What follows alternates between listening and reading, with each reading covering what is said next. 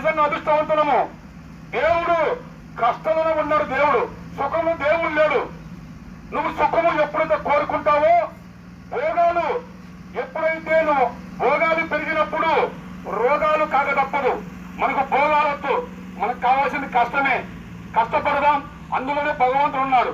సుఖంలో దేవుడు లేడు, సుఖంలో రోగం ఉంది, కష్టంలో దుఃఖం ఉంది, దుఃఖంలోనే భగవంతుడు ఉన్నాడు. భగవంతుడా ఏంటి నాకు ఈ కష్టం అని రోజుకి 5 నిమిషాలైనా మన దేవుణ్ణి భగవంతుని ప్రార్థిస్తాం.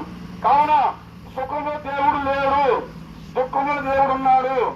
అనుక్షణము మన కళ్ళలో నుంచి కన్నీటి పట్టుకే గంగామాత. ఈ గంగామాత జీవాత్మానికి, ఈ శివలింగానికి అభిషేకం జరుగుతుంది. కావున దుఃఖములో సుఖములో, సుఖాన్ని దుఃఖాన్ని దేనికి లెక్క చేయకుండా ఎప్పుడు ఎల్లప్పుడూ ఒకటే విధంగా ఉన్నవాడే కాలసేవకుడు.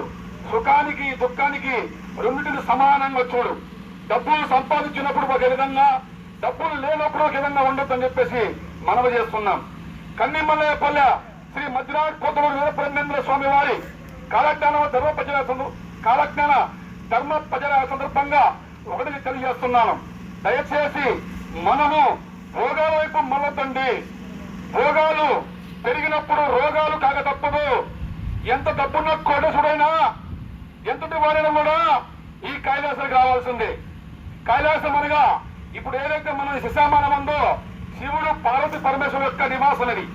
దయచేసి గుర్తుపెట్టుకోవాలి.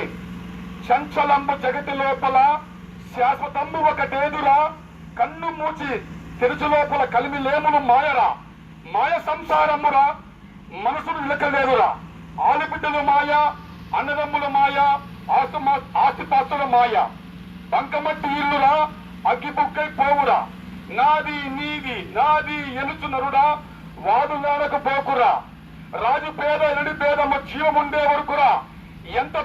ఎంత పెద్ద డబ్బుతో కొట్టమైనా మట్టిలో కలవాల్సిందే. నీ ఆలుబిడ్డలు నీ వెంట రారు, ఎవరు నీ వెంట రారు, ఈ కైలాసానికి రావాల్సిందే. కాబట్టి రాజు పేద ఎనడి పేదమ్మ లేదు, జీవముండే వరకే నీ డబ్బులు